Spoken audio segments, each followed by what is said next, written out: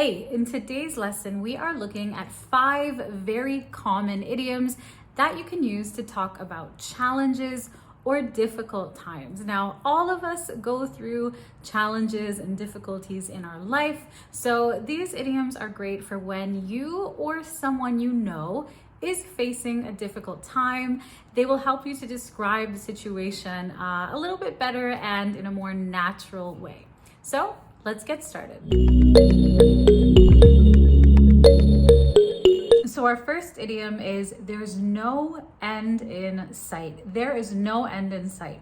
And we can use this one when we are facing a challenging time or a challenging situation and we feel like it's never going to end. We cannot see or imagine the finish line or the end of this situation, okay? Of course, the situation is going to end. Nothing lasts forever. It's never going to last forever, but sometimes it feels like this situation has been going on forever and it's never going to end. So for example, prices have been rising and it looks like there's no end in sight, or it feels like there's no end in sight, okay? Another example, it's March and it's still snowing. There's no end in sight this winter. So if you live in a cold country, you know that usually in March, depending on the country, of course, the winter should be over. But if it's still snowing, it might feel like the winter is just dragging on and going on forever and ever and ever. Another example, we've been working on this project for ages and it feels like there's no end in sight. So if you are working on a project with your colleagues or with your classmates and there have been a lot of problems with the project and it's taking a lot longer than you hoped, you could say something like this: it feels like there's no end in sight.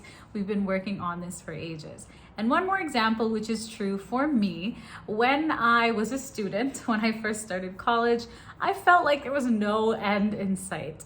Luckily, that was not the case. I finished, but I didn't love being a student and I didn't really like studying. So for me, it felt like there was no end in sight.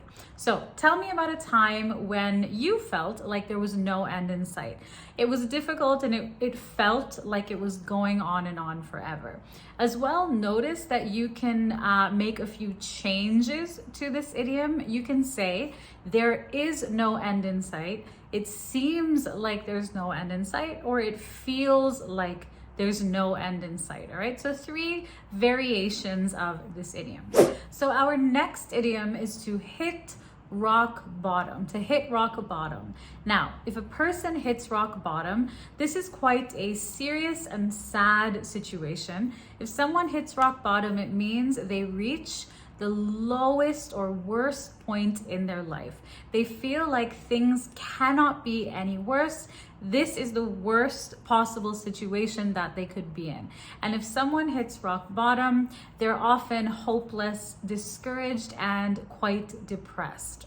So for example, she hit rock bottom and finally decided to go to rehab. She hit rock bottom and finally decided to go to rehab. Now, rehab is short form for a rehabilitation center. And a rehabilitation center is a place for people to go to get help with alcohol and drug addiction. So in this example, maybe this woman has been struggling with addiction to alcohol. She's an alcoholic, and after a long time, she finally decided to get help and go to rehab. Another example, he knew he had hit rock bottom when he couldn't pay his bills.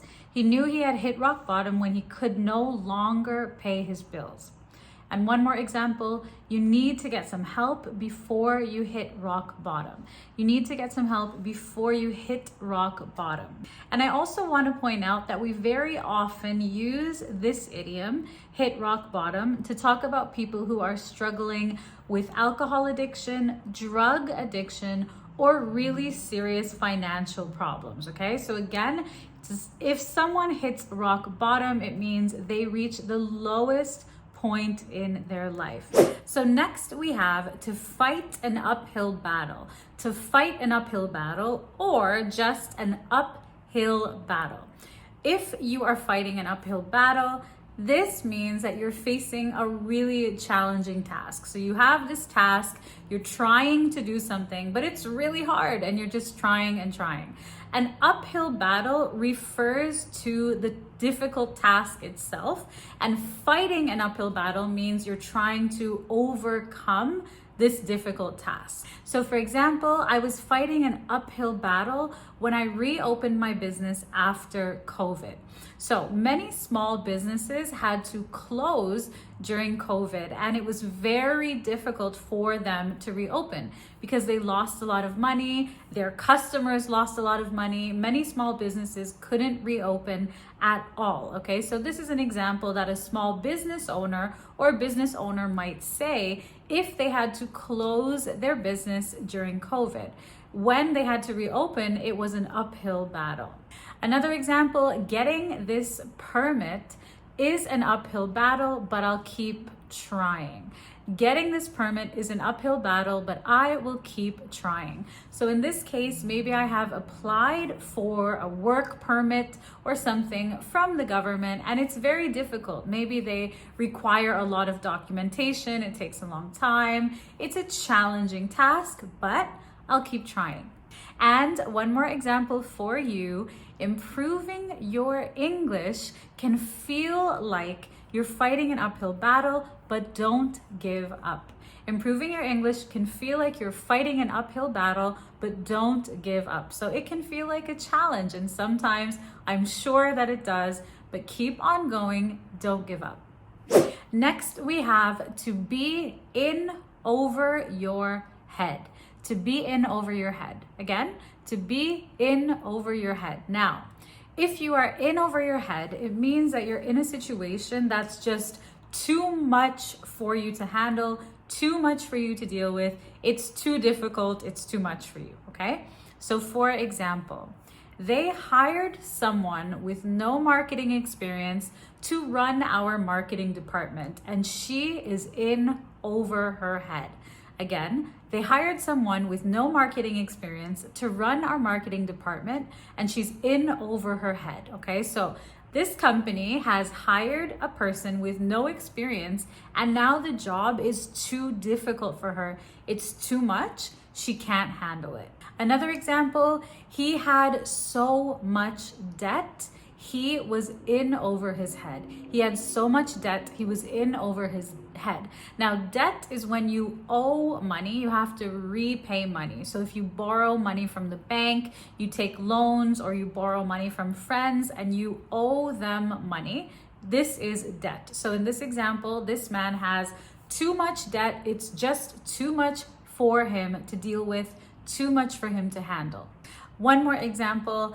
I thought that I could do this job, but I think I'm in over my head, okay? So if you feel like a situation is too much or too difficult for you, you can use this idiom. You can say, I'm in over my head.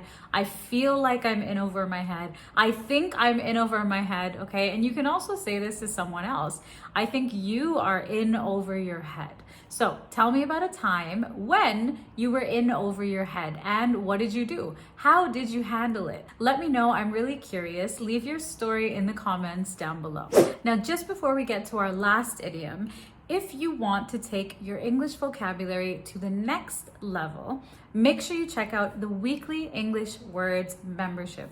Now, this membership was created by myself and teacher Tiffany specifically to help you level up your English vocabulary. So you will learn thousands of idioms, expressions, phrasal verbs, new vocabulary in the context of natural conversations.